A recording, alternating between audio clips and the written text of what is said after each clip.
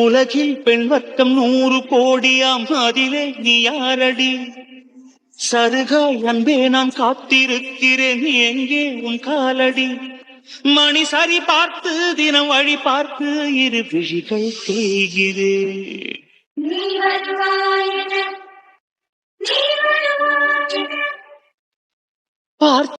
கொடைக்கானல் வந்து புத்தம் கூட சந்தோஷமா ஜாலியா இருக்கலாம்னு வந்தா இங்கேயுமா எப்ப பாரு குட் நைட்டு குட் மார்னிங் சாப்பிட்ட இடத்தெல்லாம் மெசேஜ் மேல மெசேஜ் பண்ணிட்டு இருக்கான் அந்த விஜய்.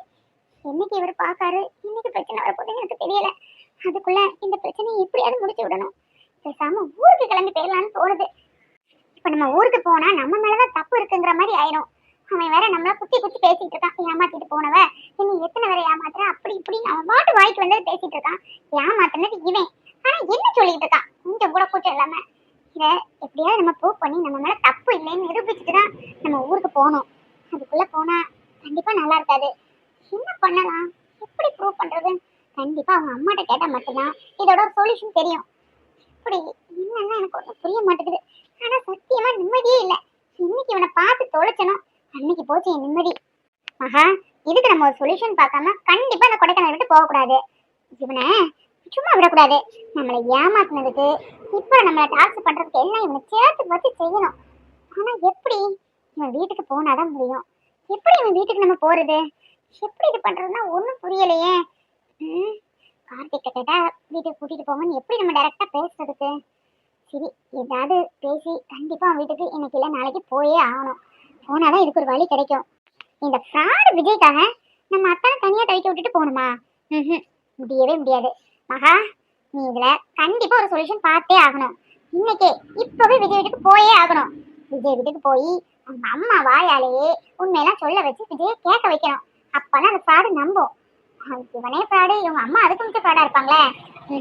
மொபைலை எதுக்கும் ஆன் பண்ணி வச்சுக்கணும். அவங்க அம்மா சப்போர்ட் மோகம் கொடுத்து பேசாம இருந்தா மொபைல ரெக்கார்ட் பண்ணிடலாம்ல. இன்னைக்கு என்ன ஆனாலும் சரி, எத்தனை மணி ஆனாலும் சரி, விஜய் வீட்டுக்கு போறோம். மகாகுட்டி, என்ன புடவையில என் பொண்டாட்டி கலக்குறாப்பா. இந்த அத்தானுக்காக தினமும் கலர் கலரா புடவை கட்டுறா. எந்த ஆங்கிள் பார்த்தாலும் என் மகாகுட்டி செம புதிரு. இந்த ஒரு படத்துல இந்த இது ரஜினிகாந்த் சொல்லுவாரு, இப்படி பார்த்தா சில்க் மாதிரி இருக்கா, அப்படி பார்த்தா ரூபினி மாதிரி இருக்கா. அந்த மாதிரி நம்ம ஆளு எப்படி பார்த்தாலும் நம்ம ஆள் மாதிரிதான் இருக்கா. மகா, என்ன நம்ம பேசுறது கொஞ்சம் கூட காதுல வாங்காம ஏதோ மேடம் பலத்தர சிந்தனையில இருக்கு. ஏய் மகா, மகா குட்டி, என்னடா கிளம்பிட்டியா? ஒரு நாள் ரெஸ்ட் எடுத்துட்டு வரேன்னு அதுக்குள்ள சார் ஏதோ காலேஜ் வாசல்ல சைட் அடிக்கிற மாதிரி கிளம்பி வந்திருக்கீங்க. என்ன எங்க போறதா பிளான்? நானும் பார்த்துட்டே தான் இருக்கேன். நம்ம ஊர்ல இருக்கிறது வர ஒரு அழுக்கு பனியனை 3 நாளா போட்டுட்டு இருப்பேன். அதுவும் நான் சொன்னாதான் மாத்துவேன். கல்யாணத்துக்கு முன்னாடி அத்தை சொன்னாதான் மாத்துவேன். ஆனா இப்ப இல்லையே. ஒரு நாளைக்கு விதவிதமா 2 ஷர்ட் ஒரு டிஷர்ட் எல்லாம் மாத்திக்கிட்டே இருக்கியே. என்ன எனக்கு தெரியாம ஏதாவது பிறதும் கரெக்ட் பண்ணி வச்சிருக்கியா? அட ஆமா, கரெக்டா சொல்லிட்டீங்க மகா குட்டி. என் செல்ல குட்டி பத்தியா என்னை எப்படி புரிஞ்சு வச்சிருக்கேன். என் மனசுல நினைச்சத அப்படியே பக்கத்துல இருந்து சொன்ன மாதிரி எப்படி சொல்ற. இதுக்குதான் உன்னை தாமா இருந்து நான் கல்யாணம் பண்ணேன்.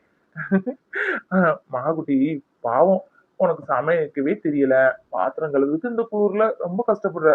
அதுவும் காலையில இருந்து ஒரு காஃபி போட்டு தரக்கு நீ பண்ற அலம்பரம் இருக்க கொஞ்சம் நெஞ்சம் இல்ல. அதெல்லாம் இதெல்லாம் பார்த்து எனக்கு கொஞ்சம் கஷ்டமா இருக்கு.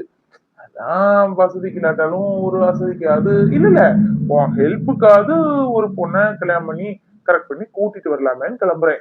எப்படி கூட்டிட்டு வரட்டா? ஓஹோ, சாருக்கு இப்படிலாம் ஐடியா இருக்கா?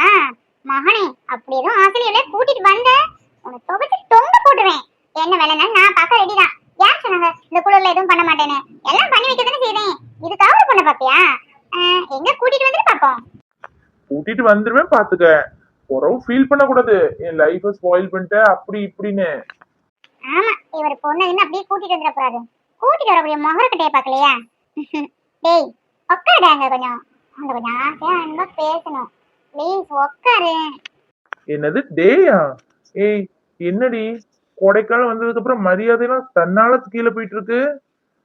இவ்வளவு மாதிரி மரியாதை கொடுக்கலாம்னு நினைப்போம். பாடா போடான்னு சொல்றதோட விட்டுட்டு வேற எதுவும் பேட் வேர்ட்ஸ் யூஸ் பண்ணாம இருக்கல. என்னம்மா? ஏய் என்ன மகாகுட்டி, வாய் தான் சிரிக்குது, ஆனா மனசுக்குள்ள ஏதோ மறைச்சு வச்சிட்டு இருக்கேன்னு புரியுது. என்ன ஆழ்ந்த யோசனையில வர இருக்க. அப்பப்போ எதுவா இருந்தாலும் அத்தாண்டு சொல்லணும். என்னம்மா? ஆமாடா, மனசுக்குள்ள கொஞ்சம் கஷ்டமா இருக்கு. ஆனா என்ன கஷ்டம்னு சொல்ல தெரியல.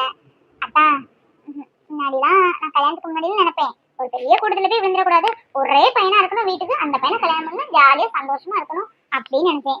ஒன்ன கல்யாணம் பண்ணதுக்கு அப்புறம் ஸ்டார்டிங் நம்ம புரிஞ்சுக்கல, அதனால பெருசா தெரியல. ஆனா உன்னை புரிஞ்சுக்கிட்ட அப்புறம், உன்னை லவ் பண்ணதுக்கு அப்புறம் தனியா ஒரு வீட்டுல நம்ம இருக்கணும், என் கையால உனக்கு சமைச்சு போடணும். என்னது சமைச்சு? போட்டா கிண்டல் பண்ணாத.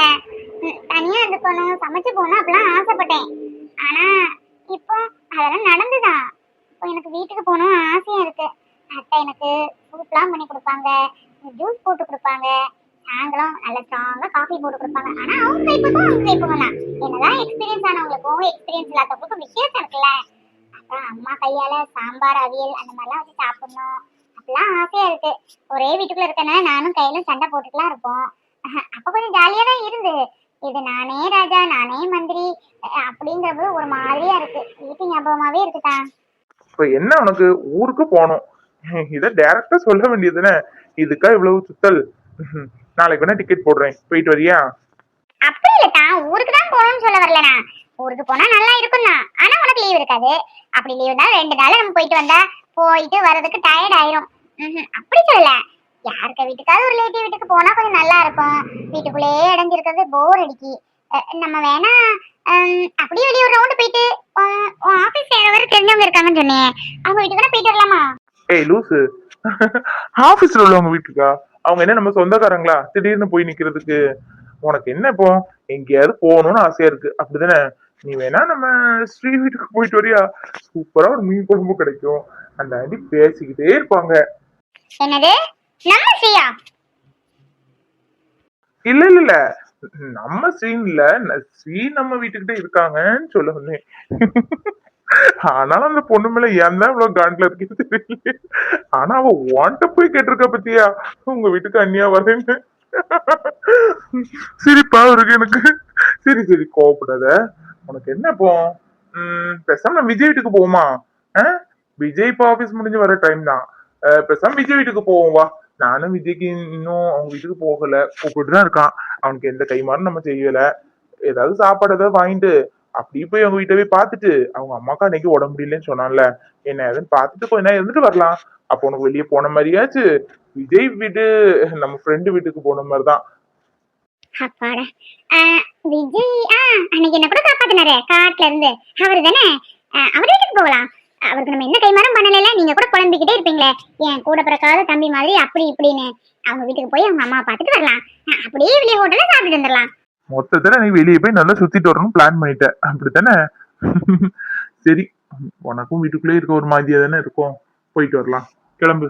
பேப்பர்ல ஒரு நல்ல நியூஸ் வருதா? எல்லாமே இவனை குத்திட்டான், இவன் கிழிச்சிட்டான், அவன் குடிச்சிட்டான். வா பேப்பர் படிக்க சும்மா இருந்துட்டு போயிடலாம். அம்சா, ஒரு காப்பி இருந்தா கொண்டு வாமா. இவ வேற காப்பி கேட்டா வாழ்வாழ்வுன்னு கத்துவால, காலையில விழுந்துச்சோ என்னமோ, விழுந்துச்சுன்னா கொண்டு வரட்டும், இல்லாட்டா வழக்கம் போல கடையில போய் குடிப்போம்.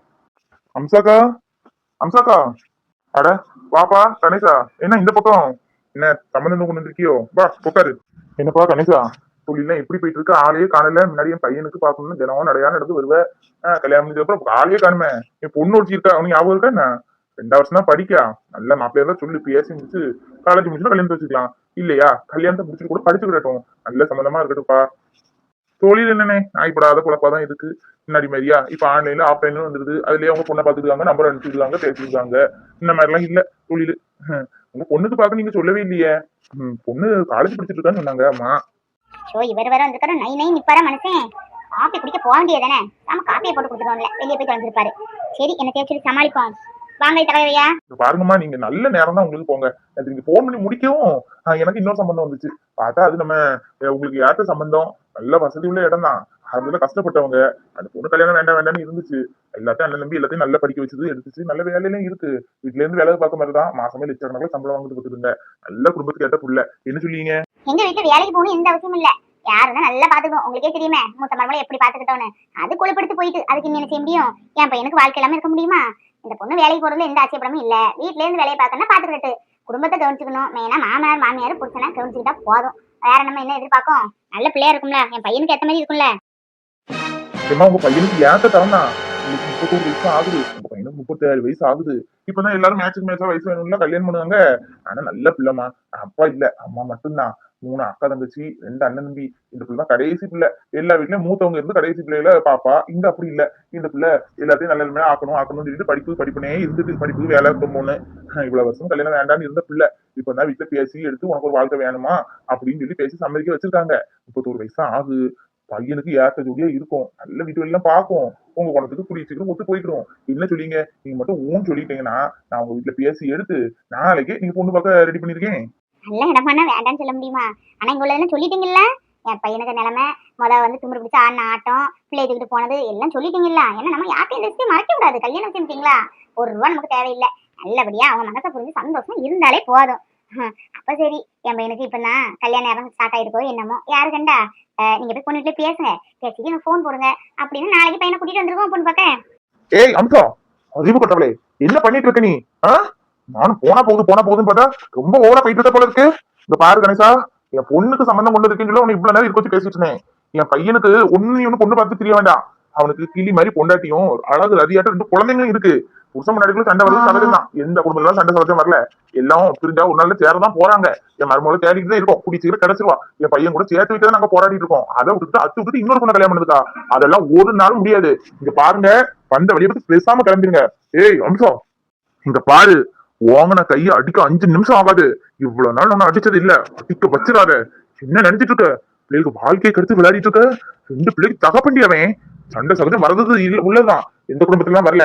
இன்னைக்கு கொஞ்ச நாள் உங்களுக்கு பிரிஞ்சிருக்கும் விதியோ என்னமோ. குடிச்சுக்கு அவங்க சேரதான் போறாங்க. நான் சேர்த்து வைக்கதான் போறேன். அது கடையில கல்யாணம் கச்சேரி ஆரம்பிச்சு உனக்கு என்ன பண்ணுவேன் எனக்கே தெரியாது. பாத்துக்க, எதுக்கு சும்மா வந்துட்டே இருக்கா தெரியல. ஆபீஸுக்கு முன்னாடி சாப்பாடு மட்டும் தான் கொண்டு வந்துட்டு இருந்தா, இப்ப காலையிலே கொண்டாடி மாதிரி கூடயே வர ஆரம்பிச்சிட்டா. அவருக்கு அவளை பிடிக்கல தெரியுதுல. கொஞ்சம் இருக்கிறத விட்டுட்டு சும்மா அத்தான் கைய பிடிச்சி தெரியுது. கொஞ்சம் கூட இங்கிதமே கிடையாது. படிச்சவ தானே. இந்த சூழ் எப்பன்னா போய் தொலைவாள தெரியலையே. சாரோட கமிட்மெண்ட்ஸ் எல்லாம் வேற சொல்ல வேண்டியது இருக்கு. சார் ஒத்தையில இருக்கல, நம்ம போனா அவளுக்கு பிடிக்காது, போகலைன்னா சாருக்கு பிடிக்காது. இந்த 2 பேரோட நான் படாத பாடுபட்டு இருக்கேன். மத்தியான சாப்பாடு வழக்கம் போல தொலைஞ்சிட்டு போக வேண்டியதானே. காலையிலே இவளையாம கூட்டான் வந்து 20 நிமிஷத்துக்கு மேல ஆச்சு. என்னதான் பேசிட்டு இருப்பாளோ. அதான் ஈவினிங் ஃபுல்லா வீட்டுல தானே இருக்காரு. வீட்டுல பேசி தொலைய வேண்டியதானே. இன்னும் முடியாது, போகதான் போறேன். அவ திட்டினாலும் எனக்கு ஒன்றும் பரவாயில்ல. நான் இங்க வேலை பார்க்க வந்திருக்கேன். சாரோட பர்சனல் செக்ரட்டரி நான். சார் கூட தான் இருப்பேன். அவ என்ன சொன்ன என்ன, அவளை எனக்கு சம்பளம் கொடுக்குறா. அதுவும் இல்லாம சாரு எனக்கு வெறும் சார் கிடையாது, அதுக்கும் மேல. போலாமா? போலாம். நமக்கு கௌதம் தான் முக்கியம். Hello, good morning sir. Sasi சாரா?